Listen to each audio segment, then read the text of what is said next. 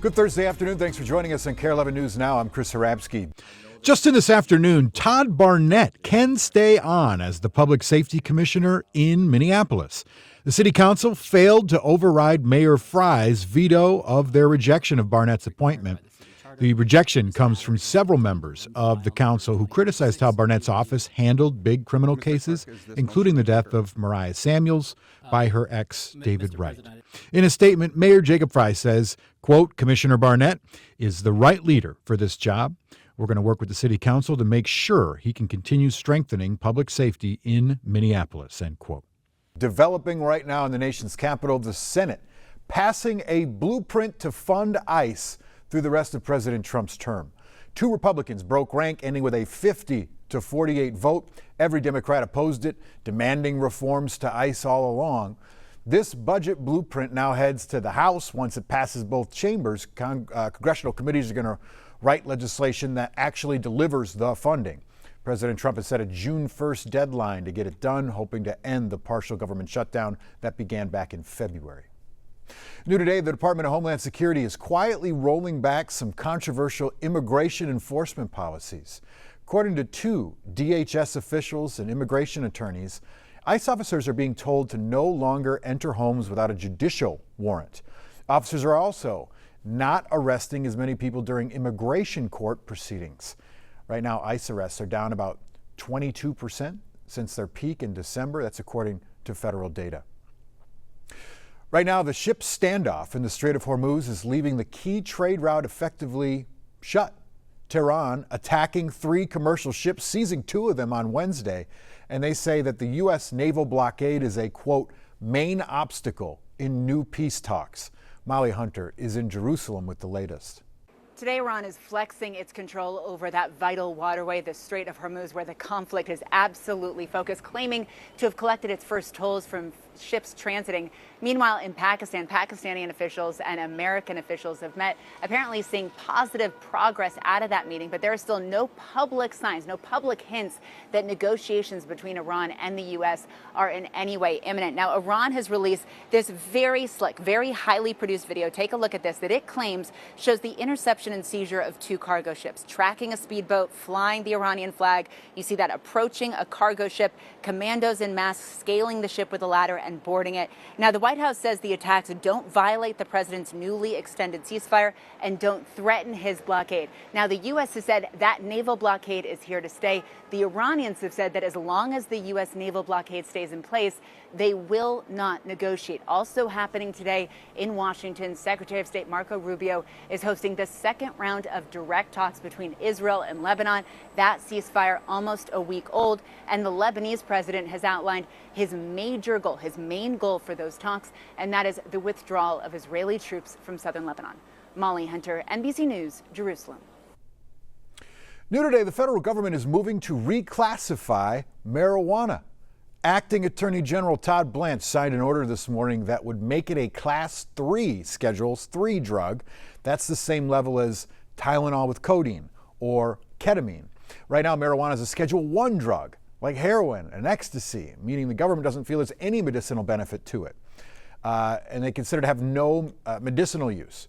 But rescheduling marijuana opens the door to more research on the medical benefits of cannabis. The Drug Enforcement Agency still needs to hold hearings before it can be officially changed.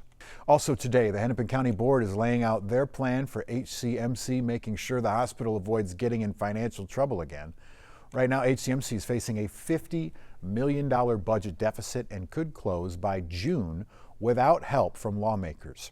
However, several lawmakers have questions how the hospital will be governed better if it gets a lifeline.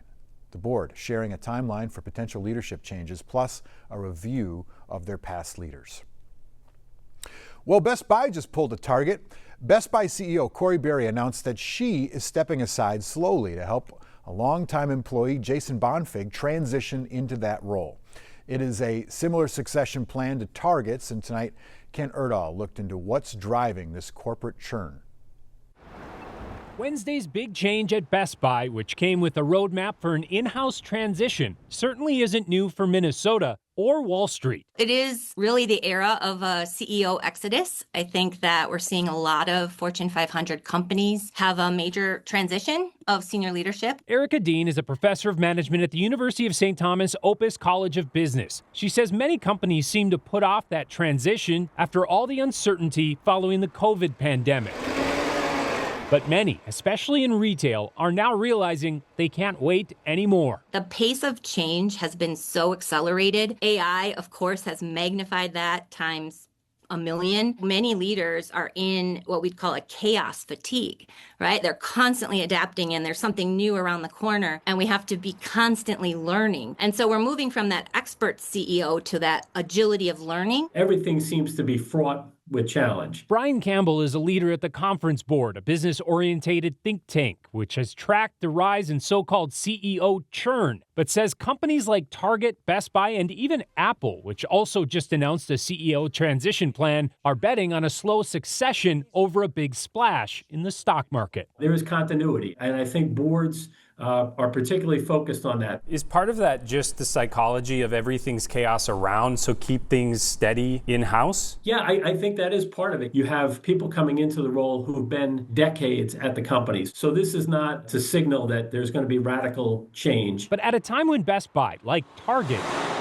is looking to fight stagnant sales, he says it's key that incoming CEO Jason Bonfig is currently the Chief Customer Product and Fulfillment Officer. When your business is under pressure, particularly with the degree of uncertainty out there, having the customer first approach, taking on the CEO role, is a smooth transition. But where they go after that transition is what will matter most to customers and employees. They're continuing that stability, but that's not enough, right? They got to have the agility, the strategy, truly harnessing what's to come, and they need that authenticity.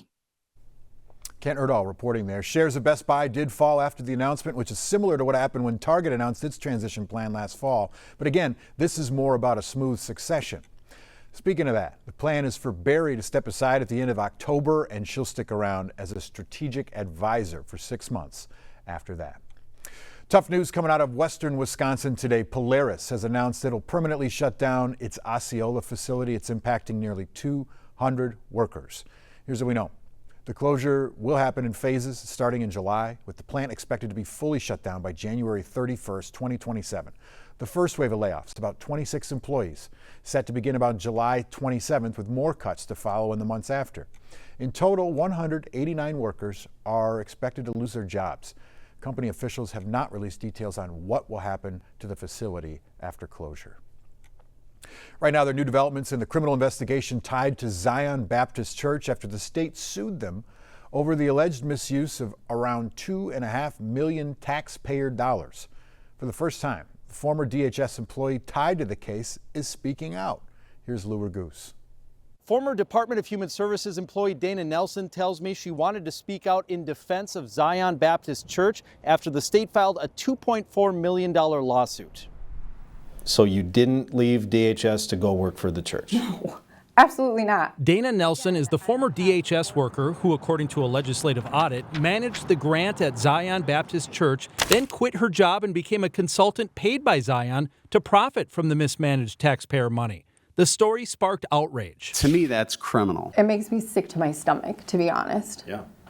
And it's not fair, and it's not right, and it's not okay. Nelson is speaking out because she says the state is mischaracterizing her role and wrongly blaming Zion of misusing $2.4 million of grant money. Besides the civil lawsuit, these publicly filed search warrants show the BCA, at DHS's request, is conducting a criminal investigation into potential program fraud. DHS says that Zion committed grant fraud. Is that true? No, absolutely not. I would say they did more work than they were even paid for. The church facilitated work by the Wellness Collaborative, which describes itself as 17 organizations focusing on trauma-informed, culturally specific healing and holistic wellness. Allegations included in the lawsuit and the search warrant affidavit claim Zion and the Wellness Collaborative double-billed, turned in fraudulent invoices, and paid staff-owned businesses. Did you know for a fact that Zion was doing the work that they're being paid through the grant to do? 100%, yeah. Absolutely. I don't understand how you can say they didn't do work when there were DHS staff present at events that they held. As for her consulting role, Nelson says that came months after she left DHS for a new job, and that she even met with her former DHS manager first to make sure there was no conflict of interest. She said, no, lots of people leave DHS and do consulting work all of the time. You're no longer an employee here. It's a non-issue. The attorney for Zion Baptist Church tells me they'll fight the lawsuit in court. They were not aware of the BCA criminal investigation, which I've confirmed is still ongoing. The attorney says that Zion Baptist Church performed all the services they were supposed to and did not commit fraud.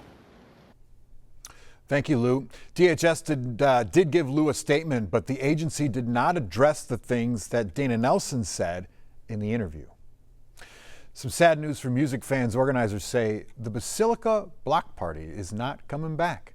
The event's website now has a message saying the 2024 block party was the last one. The two-day music festival started more than 30 years ago as a fundraiser for restoration projects in the Basilica in Minneapolis, but the event has been canceled 4 times since 2020. Stick with us. We have more news and weather coming up after the break.